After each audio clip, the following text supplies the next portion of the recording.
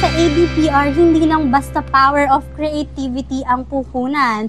Dapat laging para sa community. Tama ka dyan, partner. Hindi lang dapat basta campaign. Ang labanan, dapat may malasakit, may purpose, at may dahilan. So, What's up, Advercadas? Welcome to episode 6 of Catch Up with Advercadas Season 2, The Next Level! This is your go-to spot for all the things in the ADPR industry with a dash of chismis and nakakalokang drama and super helpful tips that will keep you on top of your game. Kaya naman, I am Yangmi na super yummy ating bubuhos na ang lahat ng tea. Let's sit back, relax, and let's catch up! At ako naman, si Abijah Villagomez, ang tagapagbandila ng chismis, lesson sa ating mga beloved Advercadas. Pero, teka lang, bagong lahat, we would like to thank the following. Our official media partners, Philippine Communication Society, our official organization partner, Community of Human Resource Student, Tudiverse, Sidhaya, and Dian Toad, and Sidhi and Abantres. Our sponsors, Kapajava and Doña Teresa. Thank you so much, our dearest partners and sponsors. So, huwag na natin patalalin pa, partner, di ba? So, sobrang excited ko, nabubulol na ako. So, from fake news to fierce campaigns, from influencers to impact and trends, lahat yan, tatagain natin, mamano-manohin natin. So, walang filter, no barrels hold back. Pero, wait lang, partner. Siyempre, hindi dapat pwede na, hindi kompleto yung chikahan natin nang wala tayong mga artistahin at super delicious na mga guests, diba? So, meron tayong mga special guests ngayon na talagang yung mga insights nila is makakatulong sa atin when it comes to our topic for today. Excited na ako. From episode 1 to ngayong episode, parang simula breakfast to dinner, lessons na yung kinakain natin, di ba? Parang busog na ako eh. So first, we have someone na talagang pasabog sa creativity. From being a graphics editor to an editorial cartoonist, ginamit niya ang kanyang art para magkwento ng makabuluhang istorya. At ngayon, siya ay making waves as junior art director sa isa sa pinaka-iconic at fearless ad agencies sa bansa. Walang iba kundi Gigil! Oh my gosh! Let's give a warm of applause to the visionary, the artist, the storyteller, Mr. Howie Sakay! Yes! Welcome! Na-over naman siya visionary. Oh, grabe. Ayun. Hello! Yes, exactly. And of course, we also have someone who's using creativity not just to make art, but to make an impact. Ganon, partner. As a creative arts specialist at DENR Biodiversity Management Bureau, he's turning big ideas into bold campaigns para ipaglaban ang kalikasan. Pinapakita niya ang advocacy na pwede rin gamitin as powerful as artistry, di ba? Let's give a warm, wild, and wonderful welcome to Mr. Janson Faith Lopez! Welcome po! Ayan, partner, kompleto na tayo. Kaya mga ka-advercadas, maghanda na kasi this episode is all about kwento, campaigns, at purong katotohanan. Bawal lang fake news. Exactly, partner. Before we start sa ating main course, chikahan, start muna tayo with something like parang appetizer. Pampalasa muna. So, alright. Let's get to know our dearest speakers. So, ayan. Feel free to introduce yourselves. And ano po yung current role nyo? And paano nyo na-i-align yung mga advocacies nyo sa work nyo ngayon? Ayan. Bro. Starting with Mr. Howie. Kala kinakabahan ako. Ba't ako nakakabahan? Taga-PUP naman ako. Yeah. Yan. So, hello. Ano ba? Saan ba akong papakilala? Sa camera o sa inyo? Mas maganda sa inyo. Sa atin. Yan. So, hello. My name is Howie. So, yun. Nung college ako, I was an editorial cartoonist sa sa org namin. And ngayon, since nag-aral ako ng BAPR, yan. Tinuloy ko na rin yung BAPR ng industry. So yun, I'm currently employed sa isang advertising agency dito sa Philippines. So yun, shout out sa mga taga-Gigil. Ayan. Hey! Hello po. Ayan. May request pa pala. Ayan, kung pakilala. Ako si Jenzon. So, sabi niya from DNR-BMB, Biodiversity Management Bureau. So, creative art specialist ako. Bali, nasa social marketing component. Bali, kami yung parang marketing and PR counterpart ng government compared sa private sector. So, yung mga ginagawa namin campaigns is direct sa mga regional offices. Then, sila na yung mag-implement ng mga creative campaigns, mga billboard, mga signage na ginagawa namin. So, aside naman sa pagiging alipin ng gobyerno, aside sa pagiging alipin ng gobyerno, Di ba alipin ng pera? Pareho lang. Pareho. At alipin ng masa. Wow, yes. So, kapag gabi, independent illustrator din ako. So, kumukuha ako ng ibang clients. Then, pag weekend, art markets, punta kayo please. Yes. Saan po yan? May art markets ako tuwing weekends minsan, mga buwan-buwan. Abangan nyo na lang yung IG ko. Yeah. Ayun na. Comment down below. Ayan, so, pero yung mga arts ko rin, hindi lang siya puro advocacy rin yung mga alaman niya. So, ayun, para sa pera. Hindi, para sa bayan. Ayan. Dahil sabi nga nila, puso. Wow. Oo. Kala ko. Diba? Okay. So, di ba, ayan, welcome po sa ating Catch Up with Adverkada. So, ayun naman, let's dive deeper na sa yung mga pag-uusapan natin. Ganon. Paano ulit? Ganyan. Di ba? Ang lalim nun. Kasi malalim yung pag-uusapan Malalim natin. kasi ang mga advocacy yun, di ba? So, ang question natin is, ano yung mga local advocacy campaign na super ina-admire nyo, na nagamit nyo yung advertising and public relation, nakatulong yung kinuha nating course? Like, ano yung mga ina-admire nyo na local campaigns? Ano ba? Parang sa amin naman, sa agency namin, since marami kaming iba't ibang campaigns din na nagawa. Siguro one of the campaigns din na I admire though hindi ako part nung team nung gumawa nun, pero one of the things na naabutan ko is yung close-up perspective billboards, if you are familiar with that.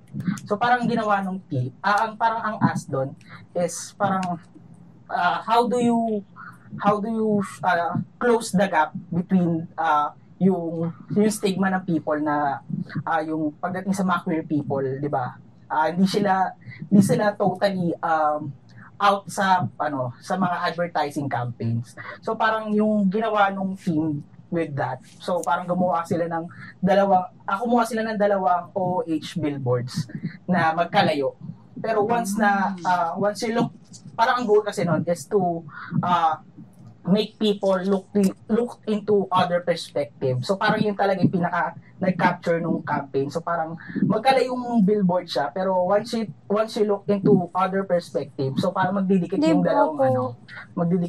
dalawang billboard na yun to reveal na isa pala silang queer couple. So parang yun yung isang thing na parang magandang na-release namin last year, and ayun, happy naman yung client din. Oo, pag dumadaan doon, parang uplift ng community. Sample ba? Tsaka nagiging example din siya nung professors namin. Super impactful niya rin kasi talaga. Yun sa close-up. Yun. So, yun. Magandang rin siya. Magandang thing din siya kasi parang, di ba sobrang tabu din sa Pilipinas yung mga ganong type ng yung pagdating sa LGBTQ couple, sa mga queer couple. So parang with that, parang napakita natin na parang pwede mong tignan yung ganong type yung mga tao into other perspective na para mas matanggap natin sila. Yes. Yes, tama. Parang sa antay ko po, parang mas okay na napapakita yung mga LGBT couples sa media kasi hindi na sila dapat mas nagiging normal na yung relationship ng LGBT. Tsaka yun, parang lang siya, parang unang step lang din siya to for other brands na para maging bold din sila sa pagpapakita ng ganung types of relationship. Yes. So parang lang din naman siya, it's about love lang din naman yun eh. So parang it's all equal regardless of gender if you look into it eh. So parang ganun. So parang yun ang goal itself kaya yun ni-release is to parang yung boldness ng campaign is para ma-challenge din yung ibang brands din to showcase din. Tsaka nung ano rin yun eh, parang nung time din nung Pride Month din na-release yun. So parang na-challenge din yung ano eh, nayanig din yung ibang mga brands din to release their own advocacy din with regards of of Pride. So parang yun, maraming ano rin yun. Nag-gain din yun ng buzz sa social media nung time na yun. Ayun. Pero pero hindi lang din naman din nagtatapos dun sa mga ganong types ng campaign. Yung mga hindi lang din parang doon nagtatapos yung campaign. So parang kailangan mo din i-follow up din sa government natin kung ano yung next step nila pagdating dun sa mga ganun types of issue. So doon naman papasok yung sa side nila Jenson kung anong mga types din ng campaign na nare-release din ng government with regards to that. Ayun. Wala. So, yun. So, parang may ano lang din ako. Isang naalala ko lang din na campaign na na-release din ng agency namin before. Though, eto, parang nung time na to, wala pa ako talaga dun sa agency. So, parang ang insight lang namin dun before is, di naman sa akin yun, pero sa ibang team. Pero parang insight behind that campaign. So, parang tayong tao, di ba? Usually, pag nakakita tayo ng pag nakakuha tayo ng picture na hindi tayo maganda sa doon sa picture na yon, we tend to put filters into it. So, para mas magmukha siyang maganda at kaaya-aya sa paningin mo. Which is, hindi mo siya ma-apply sa ibang mga bagay. So, nag-release ng campaign yung Gigil nun for PNB Alliance na naggumawa sila ng ad na nagpapakita ng mga iba't ibang mga kaganapan sa what do you call that? Parang yung nalimutan ko na. Pero parang siya, pinakita nila yung iba't ibang mga senaryo sa sa environment natin. For example, yung mining, nilagyan nila ng mga cutesy na filter, pati yung mga mga nasirang mga coral reefs, pati yung mga mga corporations na nagda-dump ng waste sa dagat natin. Naglagay sila ng filter for it. Pero nakikita pa rin ng tao na it's a thing na hindi mo siya mapapaganda kahit na maglagay ka pa ng cute na filter with it. So parang ang cute nung campaign na yun. And then alam ko nung time na yun, nag-gain din ng buzz yung campaign na yun. Kasi nga parang not every you can put filter on everything naman. Na parang di mo malalagyan ng di mo matatakpan yung pangit na bagay na nangyayari din sa paligid natin. Anong year po yun? I think that's 2022 or 21. It's kung i-search sa YouTube, it's filter film for Gigil. So search na lang sa Gigil TV. Kaya nandun malistahan namin. So yun. Pero hindi lang din naman nagtatapos sa ganong campaign yun. Kasi syempre, sa brand side yun eh. So kailangan, may follow-up din pagdating sa sa government natin. And then yung papasok yung DNR. So parang ano rin ba yung mga how about you, Sir Jenson? Mga sa mga campaigns ng government, usually doon talaga yung weakness ng government sa mga creative campaigns talaga. Pero yung sa mga notable sa akin, yung sa DOH, yung Rest Bakuna. So kasi yung COVID times, so nanging effect, may silang campaigns na ginawang pang comics ginawang para comic strip yung pagbakuna. So, yun yung isa pa. Outside government, ayoko na maging government. Sumuko. Off the record ako. Yung isa pang inaano ko rin, syempre yung sa advocacy din na pinaka-naalala ko rin, is yung sa Angkas din, yung mga billboards nilang Congrats Kuya June, na pag-graduate mo yung anak mo. Yung mga ganong type of campaigns yung pinakalala ko dun sa EDSA. Pati yung mga billboards silang yung Ako Si Angkas, yung parang in-empower talaga nila yung mga riders nila dun sa kanilang mga campaigns. So, siguro sa mga brands, maganda rin na masama natin yung mga workers natin sa ating mga advocacy campaigns. Ayun. Okay. So parang talagang na-amplify din through yung mga campaign na nabanggit mo, yung mga boses na hindi masyadong naririnig sa media. Tsaka yung mga issues din na iniiwasan natin. Iniiwasan din ng ng mga tao pag-usapan. So parang yun yung parang one of the things din na maganda din sa advertising. Parang we can talk about things na people tend not to talk about. Yes, tama. Na-bring up natin yung mga ganong types of issues eh. So parang may ganon din tayong power din to say things to the people na parang pag-usapan natin tong bagay na to. We break stereotypes, yan.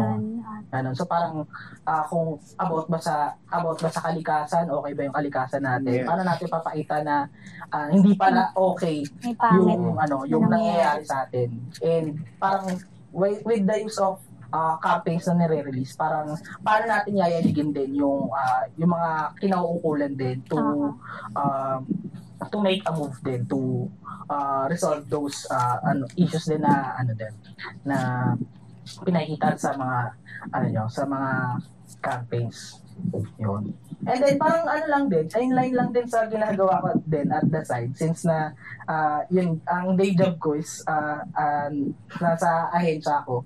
Parang ginagawa ko rin at the side yung editorial cartoon. So parang hindi yung purpose din kung ba't ko din ginagawa on the side yung editorial cartoon. Kasi parang mahirap i-cover yung kung ano yung mga issues din na nangyayari sa paligid.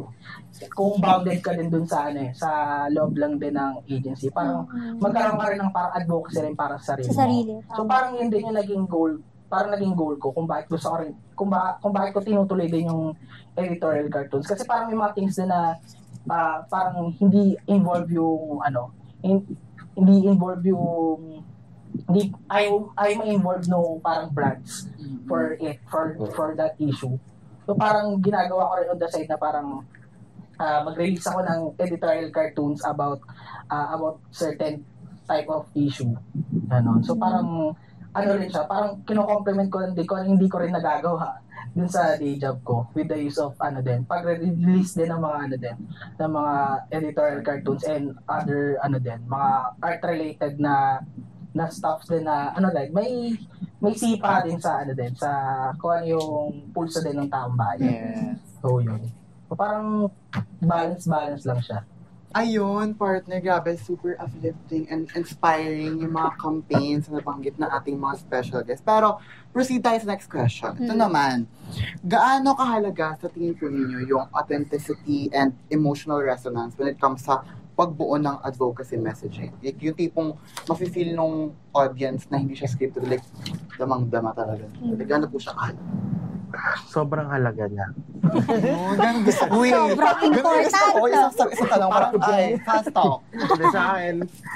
Kasi yung mga viewers natin, matatalino na sila. I mean, alam na nila kung Pinipeke. sila. Alam na nila kung may yellow basket lang talaga yung mga contents. So, ramdam mo pag scripted yung isang content eh. Tsaka, mas bumibenta nga ngayon yung mga authentic lang, yung mga cringe lang. So, gano'n siya ka-important. Siguro. Yung hindi hard selling po Kasi, yung mga tao-taot na yan sa mga corporate na nangyayari sa mundo. Sa yung mga paligid natin, puro na billboards, puro na mga ads, di ba? So, bilang ad PR, kailangan magbigay na tayo siguro ng mga genuine na mensahe. Yes. What's real. Yes. Tsaka people tend to to click and stay on things na mas nagre-resonate yung feelings nila about it. Instead dun sa things na parang ay naano ka lang, parang pinupush lang sa iyo yung gantong bagay. So parang mas yun yung pinanonood ng tao versus dun sa kung ano lang yung parang kailangan sa mga campaigns mo din mas yung intent mo dun sa nire-release nyo is makapag-spark din ng emotions din para hindi lang siya yung basta makikita ng tao tapos i-skip lang niya. So mas nag-stay sila kapag nakakaramdam sila ng emosyon dun sa mga contents na ginagawa nyo. So hindi lang naman din drama lang yung yung parang feelings din na pwede nyong i-portray din sa mga contents niya. Parang maraming things din. Kahit din ngayon, parang sa current na status din ng social media, parang mas nagre-resonate ko yung mga things na genuinely na nangyayari pero nakakatawa siya. Parang more on mga antics lang. Saka kahit nga brain rot na mga contents, mag-work yan eh. Kasi brain rot yung mga Gen Z ngayon. Diba? Parang kahit na hindi mo rin maintindihan kung bakit siya nagte-trending, pero it's a matter na may na-feel yung tao dun sa content din, kaya yun yung nagbo-boom versus dun sa mga things na lang na na yung parang binenta ka lang dun sa ganung bagay. And hindi mo naman talaga na-feel yung ganung type kapag relatable sa audience. Tsaka yung mga tao, gusto ng chismis, madrama yung mga tao. Kaya so, yung authenticity talaga, kakagatin talaga nila yan. So, ayun. So, ayun. For follow-up question lang din naman. Parang, do you think sapat na yung advocacies sa ADPR para madala yung real political or social change? Or kailangan din natin ng groundwork? Medyo. Napaisip din ako dun. Hindi naman sa dinadaw natin ng digital medium, mga social media. Pero, malagad nga din na malagad na makapagtanim tayo ng seeds sa digital platforms. Pero sa someone na nasa government and nakikita yung mga meetings. Medyo bitin. Medyo bitin talaga. Ang challenge lang din siguro talaga ng ADPR is kung paano natin ma-reach yung mga nasa taas.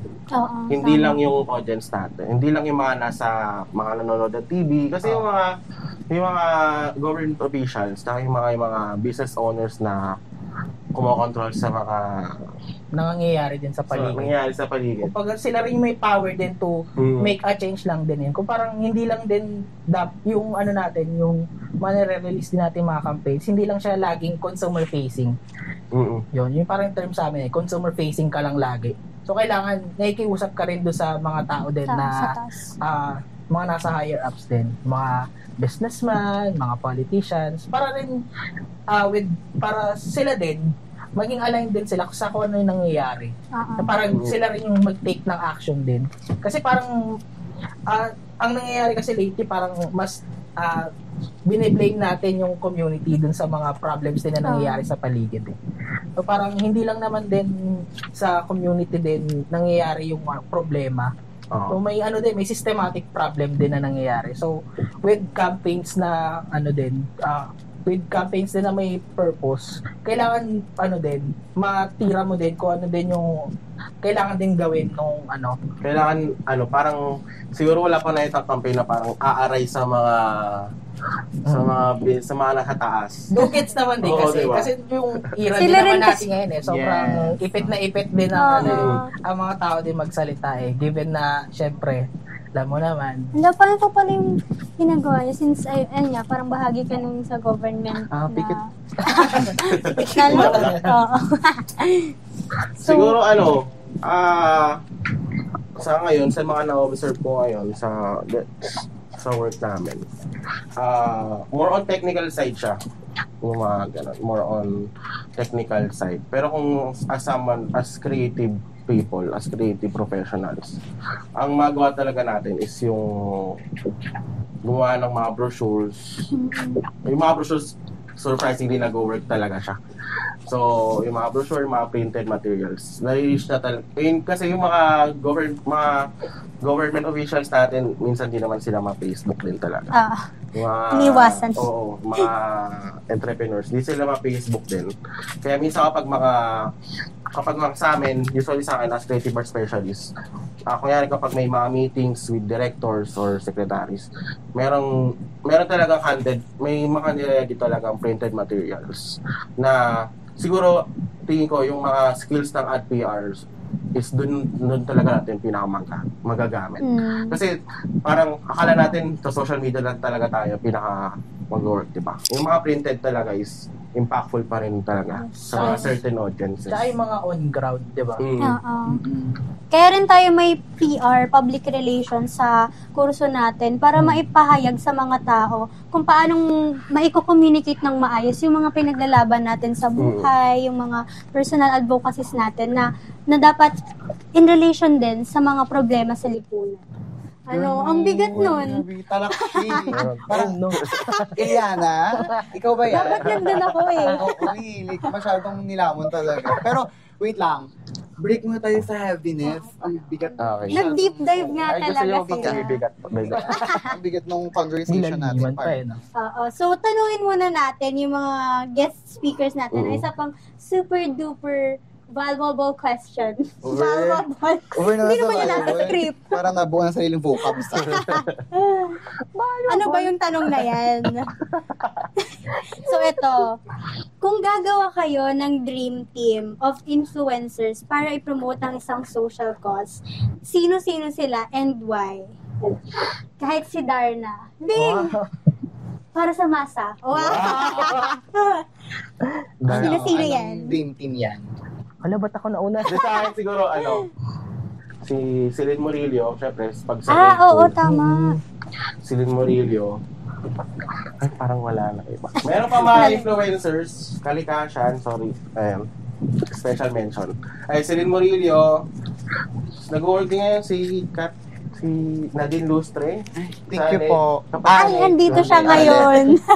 Ayan, parang Sorry. Ay, Nadine, siguro Nadine, pero Tsaka si pero ikaw wala bro. Naiya pa. Sino ba? Sa akin? Ala, nawala ng sagot no? Pero parang feeling ko, kailangan din, gusto ko rin kunin din yung someone din na, na nasa government din. So, especially si Risa. Parang siya rin yung parang beacon natin ngayon lately sa mga, kung ano yung mga issues din na, Kasamaan versus kadiliman. Oo, parang siya yung, parang siya yung liwanag sa dilim. Wow! Liwanag sa dilim. Vote Risa. Tumatakbo ba si Risa? Wait ako sa election. Tapos na ba? Kabataan. Sino pa po? Kasi si Risa pa lang. Tsaka si Abalot. Ano? Hindi magaganyan-ganyan. Just magaganyan-ganyan. Ay, walang lumalabas. Kaya. Yung mga nagbubudots na, ayaw mo nang nagbubudots na influencer. Pwede na parang may audience impact. Ganyan lang siya. At may clown. Ala! Husay. Sobrang Siguro husay. din siguro kung sa mga TikTok din, naisip ko din si Isnir. Oo, PBB pa very, ata siya. yes. Si Isnir. Paano? Ay, Medyo malaki yung social influence niya pagdating sa mga Gen Z kabataan, ngayon, di ba? yes. So, kasi kabataan ng pag-asa ng bayan. Wow! Ayan. Kabataan. Grabe. Kabataan. Tama. Alam niyo yan. So yun, okay, grabe yun. Grabe yung mga sagot nila. So kung bubuo sila ng dream team, alam natin na parang grabe yung mga people inside their dream team para ma-push through yung mga advocacies and campaigns. Mahalaga yung pagpili ng tamang Yes, tao. grabe. So, pwede naman kami. Di ba, Mitch? Sinama pa. Grabe yung mga pa-real talk nila, kuya, at pa-insights nila, di ba, when it comes sa mga kampanya. So, we're just getting started, di ba, mga ka-advocados. Kaya, dyan lang kayo and stay with us. Pero bagang lahat, we would like to thank the following. Thank you. Actually. Uber, hindi ka kaganyan. Anyways, so we would like to thank our official media partners, Philippine Communication Site, our official organization partner, Communities Human Resource Paano Student. strategic, bro? Ayan. So, this is it. The most awaited time for our ADPR students because it's now, we will up para sa kanilang answers. We will turn it up para sa kanilang answers. Diyan pumapasok yung mga natin. TFC subscribers. Oo, TFC Ay, subscribers. dun sila Nagko-comment po. sila. So, Ayun na. excited na ako. Ano ba yung question kasi? So, ang question for today ay now, anong movie ang i-replay mo in real life sa ADPR? Hindi ata si Amihan. May nararamdaman ako. Nararamdaman niyo ba? Charot. Ayun na nga, anong movie ang i-replay mo in real life sa ADPR industry? May nagsanda ba sa'yo? Ako, may nagsenda. Hmm. Wow! Parang gusto ko rin sagutin. Iba na yun. Ang nag-send, Rahani Barrientos. Ang gusto niya raw, i-replay ay ang coming of age rom-com na 13 Going 30. Ay, ang cute! cute. Perfect, Ano ba yan? perfect yun. Diba? No, sa mga big dreamers natin sa na-advertise. Sa Netflix yun. Okay, next. Ayan. Parang hindi Ayan. natin kilala Ayan, to. ayan. Parang hindi ko nag-send nito. Parang hindi ko pa kilala eh. For Marisi naman, ang kanyang iconic fashion film na The Devil Wears Prada. Ay, parehas! For sure, she's ready to slay the chaotic yet creative LPR industry. Actually, favorite ko tong ano na to film na to. Kasi Ikaw parang, rin. oo, like parang all about, like fashion. Yes. ganyan. Like, familiar po ba kayo doon sa The Sa Devil Wears Prada? Sakla. Keyboard siya. Okay. May nararamdaman ako. Ganun daw. Medyo gets daw. Para naman kay Dindy Nicole, ang gusto niyang i-replay ay ang movie na How to Lose a Guy in 10 Days.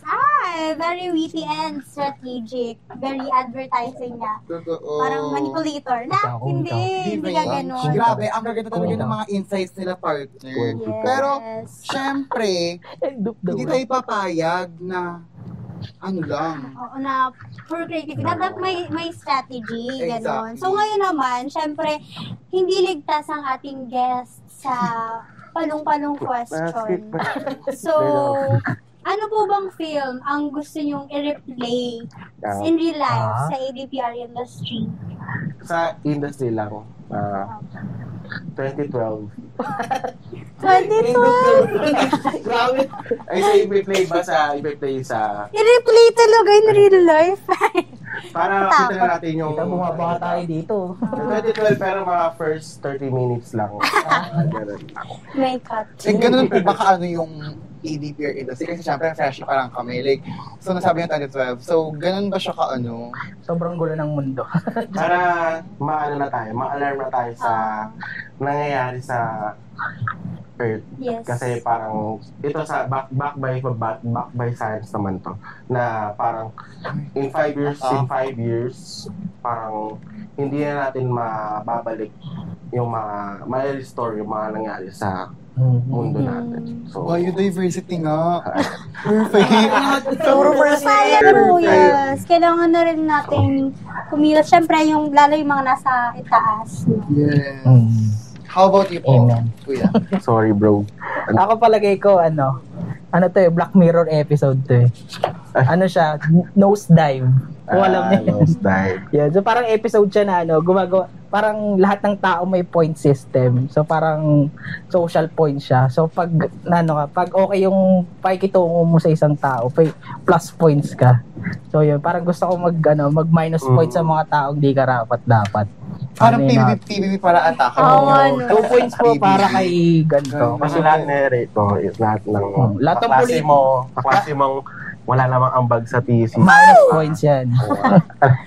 Alisin na sa bahay. Mga binuhat lang. Grabe, ayun, di ba? At hindi nga talaga sila nagpahuli. Sa ng mga sagot super perfect din talaga. Ibang level ang ating mga guests. So, ayan, and thank you din sa ating mga lovely advocadas for commenting on their beautiful, witty, and well-said insights. So, what's up, advocadas? Welcome back sa episode 6 natin, partner, di ba? So, ano lang tayo, onting break lang from our lang muna. previous discussion. Pero ngayon, mas lalo pa nating palalalimin yung ating discussion at mas madami pa tayong matutunan for sure. Yeah. Tama, mali. Yeah. Tama, mali. Correct. Correct. So, Diba, balik partner? serious ulit tayo. Sige. Dig dive nga, di ba? Paano yun? Dig dive. Ganon. Galing! Favorite ko na yun. Favorite ko talaga sa episode na to eh. So, ano po sa tingin nyo yung ethical responsibilities natin bilang ADPR practitioners, no, and professionals pagdating sa political campaigns, lalo kung marginalized groups yung nire-represent? Ano yung ethical responsibilities natin? Pag ano naman, mga about naman sa mga campaigns na political, pero parang hindi pa kasi ako nakaka-experience na political, parang about a politician yung hinahandle mong client. Pero kapag when it comes about the marginalized sector, pag gumagawa kayo ng campaign, syempre parang as PUPians din, parang nandun din, parang may tayo parang compared sa ibang schools na nasa advertising industry, mas may edge tayo compared to them when it comes to the marginalized sector. Kasi parang compared sa ibang mga school, nire-reference lang nila. Unlike sa atin, tayo naranasan natin yung mga ganong bagay. Huwag yung hirap ng Danas. Oo, danas. Totoo. Ito yung hashtag danas talaga kasi parang parang kapag nagbabato kami ng ideas, pag mga taga-PUP nagbabato ng ideas, ramdam mo na parang yung pinanghugutan, talaga, totoong nangyari sa kanila. So parang if gagawa kayo ng campaigns for the marginalized, kailangan din rooted pa rin kayo dun sa kung ano yung nangyari dun sa ano yung nangyayari dun sa mga taong involved dun sa nangyayaring hindi maganda. So parang lang din, bato lang kayo ng bato ng ideas din na naka-incline pa rin dun sa ano yung nangyayari at kung ano din yung kailangan nilang maging action para matulungan natin yung mga nasa laylayan. Wow, laylayan. Tama. Ang masasabi ko naman, siguro, kapag gagawa din tayo ng mga campaigns natin, make sure natin na wala tayong matatapakang kahit anong sectors. Kung i-focus natin yung sector na to, dapat wala tayong tatamahang manggagawa, kunyari, wala tayong tatamahang iba. So, ayun din. Tsaka, kapag gagawa tayo ng campaign, siguraduhin natin na yung mga insights natin galing talaga sa baba. Oo. Yeah. Yung pinagkugutan natin. Hindi lang siya galing sa Facebook comments, hindi lang siya galing sa mga sinners sa Reddit, hindi siya galing sa sinners sa online, kundi sana galing siya sa mismong may in-interview tayong tao mismo na mula sa sector na yon. Then, ayun na yung gagawa natin na pagungugatan ng campaigns natin. Ay, hindi. Maganda rin na parang kahit college pa lang, parang wala pa tayo dun sa industry itself. Parang i-immerse natin yung sarili natin sa iba't ibang mga kaganapan din sa paligid. Kasi parang kung employed ka na, di ba? Parang hindi ka na bounded. Wala ka ng free time to immerse with that, that kind of places. So, parang maganda yung time na ngayon pa lang college kayo. Parang nagkakaroon na kayo ng time para parang lang siya, kumukuha lang kayo ng insight sa paligid. Yes. Ganon. So parang bumabangko kayo ng kung ano yung mga nangyayari sa gantong sektor, sa ganyang sektor. So parang din siya, magandang timing din siya na habang nag-aaral kayo, napagkasabay nyo din na nag-explore kayo ng kung ano din yung nangyayari din sa natin. Sa buhay din ng mga tao. Diba? Yeah, Parang sa paligid. pakikipamuhay din talaga no person. Exactly. Like, based dun sa mga sagot nila, nafe-feel mo talaga na super authentic talaga nila when it comes sa mga kampanya talaga nila. Pero speaking of authentic, diba, paano nyo po na babalance when it comes to syempre, hindi lang pwede na advocacy campaigns, ganyan. Like, paano nyo po na babalance yung pagiging strategic and at the same time pagiging authentic no advocacy na nilalabas? Para na mabalance. Wait lang. Go lang po. Pero what do you mean by being strategic din dun sa Like, in general po, like, for example, like, need na maayos yung pagkaka-execute nito, yung media outlets, ganyan. Like, parang, paano nyo po na, parang, may strategy siya, pero hindi siya magka-come off as too much. Like, authentic pa rin siya sa Kung paano audience. creative siyang nagtatranscend sa mga tao, pero at the same time, we know that we represent true lives. Yes. Parang ano lang din, katulad din nung sinabi ni Jenson na parang kapag gumagawa rin kayo ng campaigns, for example, para sa manggagawa, i-consider nyo din na kung ano rin yung ano din, ano yung nararamdaman nila dun sa campaign na yon. So, importante nga rin talaga na ano kayo, na parang immerse kayo sa kung ano yung nararamdaman nila, ano yung feelings nila, kasi parang yun yung magiging ano nyo eh, yun yung parang magiging foundation nyo. Backbone, Oo, backbone nyo pag ano din, na okay pa ba tong ginagawa namin campaign, okay pa ba sa kanila to, hindi ba natin sila na-exploit with this campaign na ginagawa natin. So parang being considerate din dun sa mga tao din na ano din, involved din dun sa magiging campaigns nyo. Tsaka kapag siguro kung strat-wise din, kapag kunyari kukuha tayo ng mga, kung may kukuha tayo ng model, kukuha tayo ng influencers, kapag meron tayong advocacy campaigns, make sure natin na hindi lang aligned yung pati pagkatao mismo nung hinaharap na tao ng brand natin. Kasi mamaya bully pala to dati. Mamaya mamaya problematic pala to sa Twitter, sa dump account niya. So Hindi pala aligned make sure yung natin na strat-wise sa pagpili natin ng mga kukunin nating promoters is Yes. aligned din mismo sa Objectives. objective and Yes. advocacy natin. Ayun.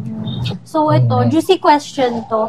What are the risks of misinformation sa political ADPR campaigns? And paano natin siya maiiwasan before mag-snowball ang mga chismis? Ganun. Mga chismis lagi. Diba? Especially, upcoming elections next Yes. week. So, maganda na ano natin siya. Very juicy nga siya, di ba?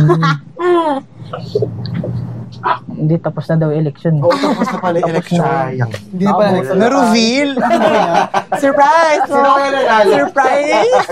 Hulaan na lang natin. Di sino kasi nanalo. syempre, may sa panahon digital media, panahon ng digital media, parang laganap na rin naman po talaga yung information. So ano Ang yun yung mga misinformation. risks nito sa Paano mga natin siya, tao? Natenga. Kasi yung ibang siguro pag sa mga ang risk kasi is hindi lahat ng tao is same ng comprehension, same ng hindi same ng pagkakaintindi talaga. Parang minsan hindi talaga natin maiwasan 'yon, yung mga ganong bagay. So ayun yung sa risk din talaga kasi mamaya iba super OA, OA! iba so OA. nami-misinterpret talaga. Tsaka may risk din na yung mga vloggers na makukulit na share ng mga sariling opinion nila pero inedit naman nila konti yung mga tagline, inedit naman nila yung mga content. So ayun talaga yung mga risk na hindi natin maiwasan. Tsaka yung mga communities talaga na yan is may mga bubble talaga silang sarili na parang hindi natin maiwasan na may mga sarili silang baka may sarili silang GC o mga ganun. May mga group na ganun na may mga ganun ba kayo na-encounter? Parang ganun din, parang totoo yung may may mga bubbles talaga yung mga ganong types of group. Kaya ano rin sila, pero hindi rin naman natin sila din masisisi kasi parang lang din parang biktima lang din naman sila ng ng sistema. Oo, ng disinformation. So parang pag naka-encounter kayo ng mga ganung tao, parang naman siya, magkaroon lang tayo ng pag-unawa din sa kanila na hindi naman din sila nakaka-access din ng tamang ng tamang balita at impormasyon din. So yun din yung role din ng ADPR. So parang take it to a point na hindi lang dito sa bubble na to tayo nagre-release ng campaign. So kailangan yung campaign natin make it to a point na na nakaka-penetrate din tayo sa ibang sa bubble ng iba.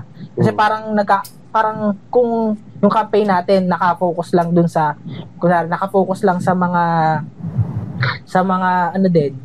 pro people, diba? Hindi tayo nagte-take to a point na kausapin yung mga taong hindi nakakita ng mali sa sa sistema natin. O parang walang mangyayaring change with Nasa it. iyo lang yung information, hindi na share. So kailangan din nakakatap din kayo ng nasa ibang bubble din when it comes to creating campaigns. Meron din sa sa mga risk din kapag dating naman sa environment na advocacy or sa mga scientific na advocacies is yung mga risk na ma-mislabel, yung mga maling letter, maling italizations ng mga names. Kasi yung kapag scientists yung mga audience natin, kung magkakaroon tayo ng campaigns na gano'n, sensitive sila sa mga ganong labeling. So, ayun, kasi parang yung maling species lang na masabi mo sa isang lugar. Sobrang laking risk na baka may mga voters pala sa area na yon na pwedeng mag-hunt doon sa mga species na yun. So, ayun yung mga sa mga risk natin. Ayun, di ba? Ito pa, di ba, we're talking about politics na naman. So, parang, paano kaya yung mga advocacy groups na wala masyadong ganong resources and income? Like, paano sila pwedeng mag-fight back or mag-raise na advocacies laban sa mga political giants using smart and creative ADPR tactics? Wala guys. Joke. Kape na bro. Yun. So, sa tingin ko naman din, parang parang wala naman din sa budget yan kung maliit o malaki yung, yung budget nyo for creating a campaign. So, parang babalik din tayo sa kung ano din yung nagre-resonate sa taong bayan din. Kahit maliit yung budget ng campaign nyo, pero kung nagre-resonate yung campaign nyo sa taong bayan, yun talaga yung parang nandun talaga kayo sa insight na ayun yung problema ng bayan. So, parang matatalo nyo pa rin yung yung mga malalaking makinarya pa rin . Yeah. Tsaka it's a matter of din, parang advocating for contents and mga campaigns din na for good. O parang share lang tayo ng campaigns na tsaka mga contents na advocating for change, advocating for Siguro sa akin naman, may share ko din, nasa targeting din, kung maliit yung budget natin, parang effective din kung yung focus yung target natin dun sa smallest demographics, yung parang pinaka-filtered demographics ng target natin sa mga campaigns natin. Kasi parang, iba kasi super close-minded na, hindi na nila papakinggan yung mga sinasabi mo. So, dun, i-target mo na yung campaign mo dun sa mga may kinig sa'yo. Then, manalangin na lang tayo na sila na siguro yung mag-share ng mga advocacy. Siguro as media practitioners din po, parang utilize our creative minds, crazy minds. Sabi nga ni Sir Jonathan, parang be crazy. Tapos gusto ko talaga yung mga parang straightforward na mga campaigns na talagang bibigay lente, bagong perspektibo sa mga tao. Ayun, para sa ating mga future change makers out there, lalo na sa ating mga viewers and listeners, anong advice po ninyo para gumawa ng mga campaigns na inuuna yung community kaysa sa branding or publicity? Ayun, nasabi na rin ni Howie kanina, magkaroon tayo ng immersion dun sa communities na gusto nating bigyang boses. Kasi paano tayo magiging boses kung hindi naman natin alam yung nararanasan nila?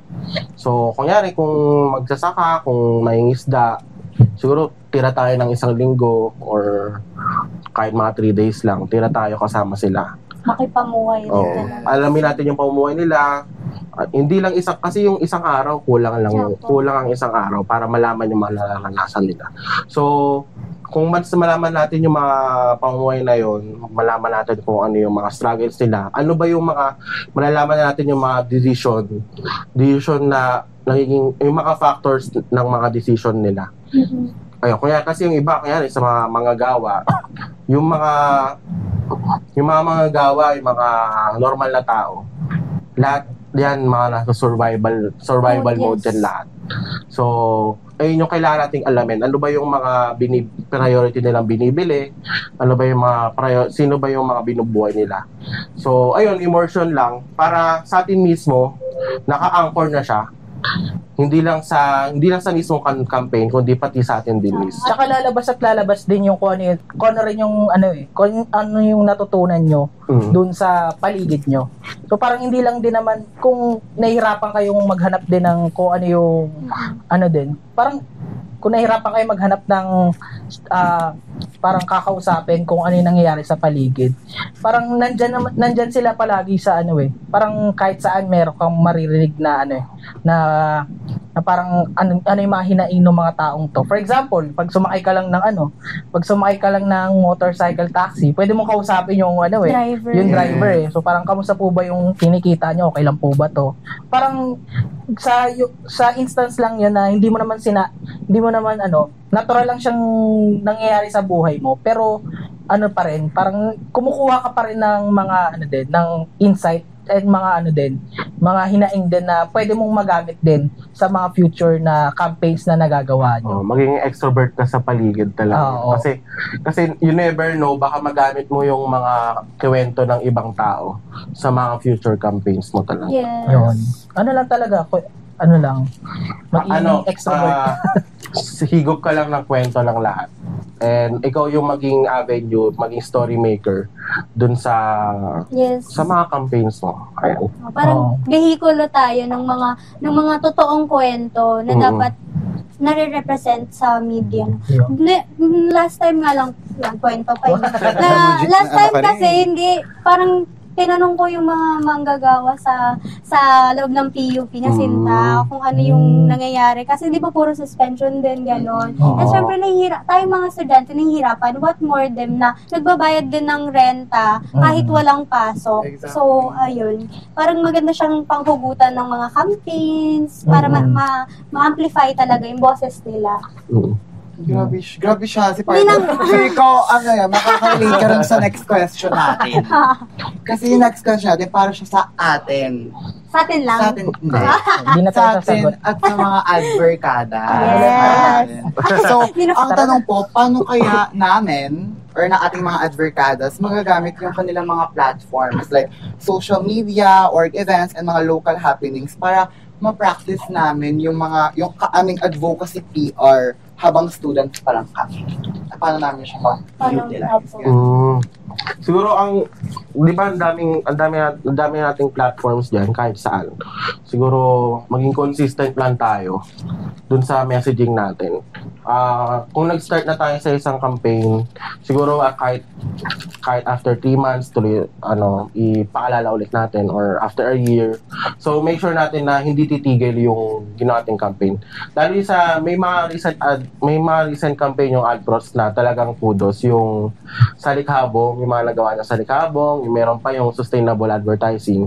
So tuwan-tuwa talaga ako doon kasi nakita ko yung mga campaigns nyo na yun. So I hope talaga na yung mga campaigns nyo na yun is hindi lang siya project, hindi lang siya one-time thing. So tayo bilang mga students, kung kayo mga students, hopefully sana hindi lang siya ngayon students kayo.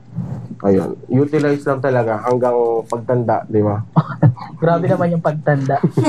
Yun. Tsaka isang point lang din, parang sagot ko lang din, parang mag-build tayo ng habit din dun sa kung ano yung mga platforms din na pwede nating magamit na natin. Na parang mag-spark tayo na kung paano natin itatama yung mga bagay na nakikita natin na hindi rin tama sa nangyayari sa paligid. For example, social media. Pag nakita ka ng fake news, parang pag ako nakita ko ng fake news or binabash mo agad. Comment agad ako.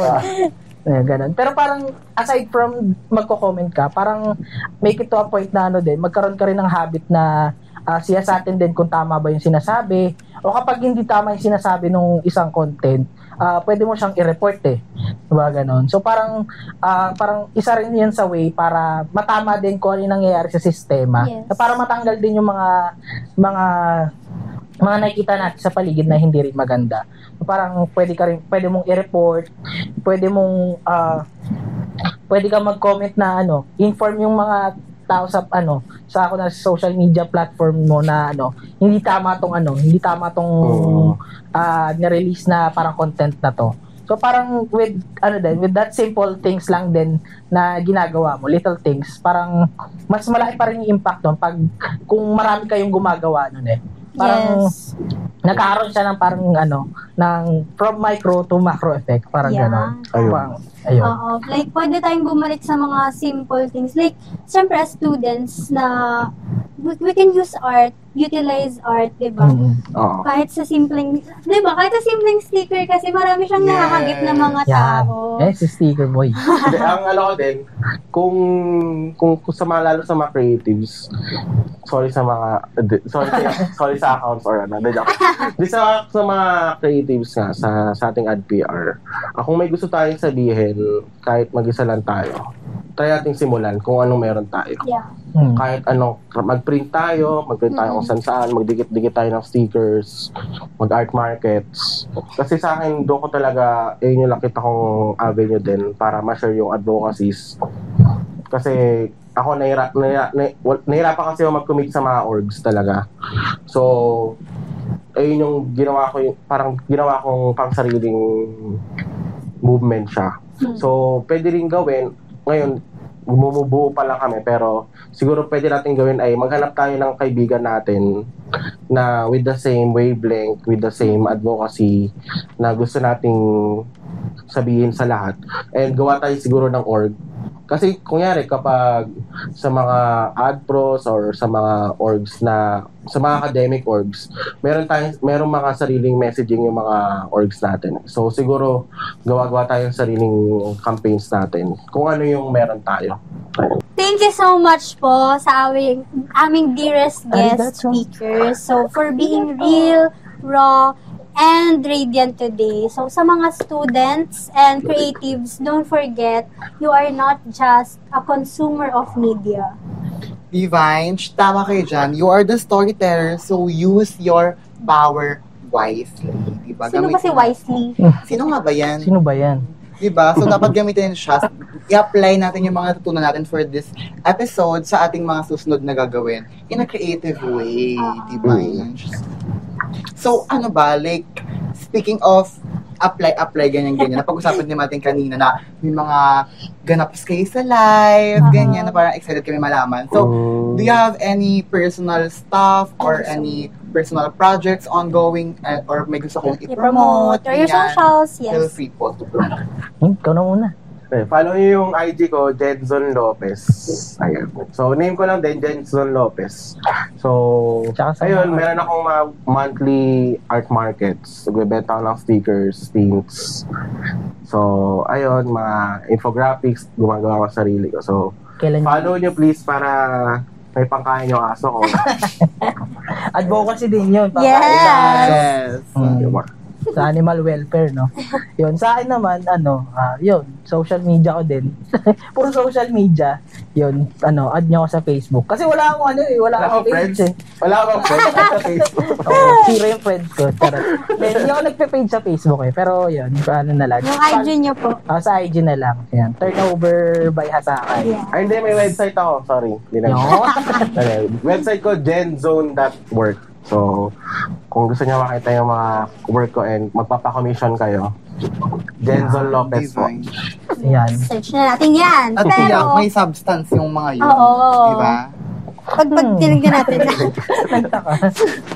Right. So, mag-give thanks na kami.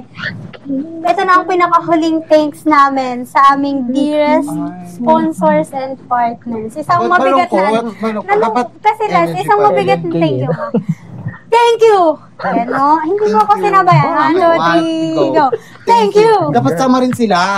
Sige. Mabigat na thank you sa mga ano natin. Sige, game. 1, 2, 3, go. Thank you! Yan! Thank you to our official media partners, Philippines Communication Society, to our official organization partner, Community of Human Resources Students, to Diverse, Sidhaya, The Untold, Sidhi Abantres, and to our dearest sponsors, Kappa Java and Doña Teresa. Thank you so much! So yun na nga, partner. This has been a roller coaster ride, fantastic, and fulfilling journey as your one-stop, fun, chikahan na kasama mo to catch up sa mga ganaps sa team to succeed and also enjoy. Yes. They say that all good things must come to an end. Sayang naman. But, hindi niya sure kung mag-end to. Malinyo. Excited lang. Hindi pa. Malinyo.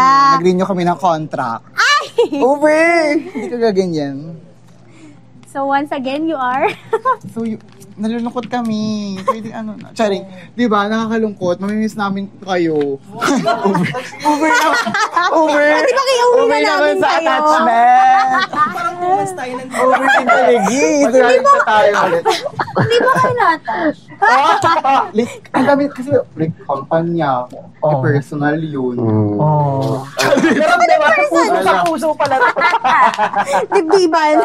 Love ako, pero yun, di ba? Like, grabe. Like, yung journey natin here sa Catch Up with Advercadas talagang malaman at ang dami natin natutunan. Partners, ikaw. Sobrang laking, gaya na yung sinasabi namin pag nagkukwentuhan kami, sobrang laking opportunity po nito na makausap lagi yung mga Yes. bigatin nating professionals Bigatin, and bro. ADPR practitioners. Bigat ko na Kasi kahit hindi namin siya first hand nararanasan, at least meron na kaming idea sa what's in it after college. Sabi nga, lagi nga na sinasabi, natatakot na nga ako na parang enjoy college, life is so serious after. So yan, Beth. Please, by joke lang. Enjoy nyo lang. Laugh na lang kami lagi. Totoo. Kaya parang dadaan na lang talaga namin sa love, ganyan. Pero, super, like, grabe, super grateful ko rin talaga kasi parang, to think na parang isa to sa reason. Kasi partner, kung di mo alam, isa to sa reason kung ba't ako nasa ADPR. Like, may napanood akong isang episode nito. Nice. So, parang it's such an honor na parang to host this, di ba, na freshie pa. Oo, tama. Kasi tsaka, lalo't pa may poop set, paparating na yung poop set on May 15. So, feel ko, ADPR na ang choice mo. Yes. Sabi nung isa naming speaker, pipiliin ka ng ADPR. Yes, Grabe exactly. yun. So I think we need to, partner, tama na. airtime needs. Once again, I'm Abijah Villagames, ang tagapagbandilan ng Chismis, lesson sa ating mga advercados. And I am Yang Minitro Moring na sobrang yummy. At this has been Catch Up with Advercados Season 2, the next level! Bye! Bye, Advercada! See you next year! See you next year! Yung AI daw. Yung ganun-ganun.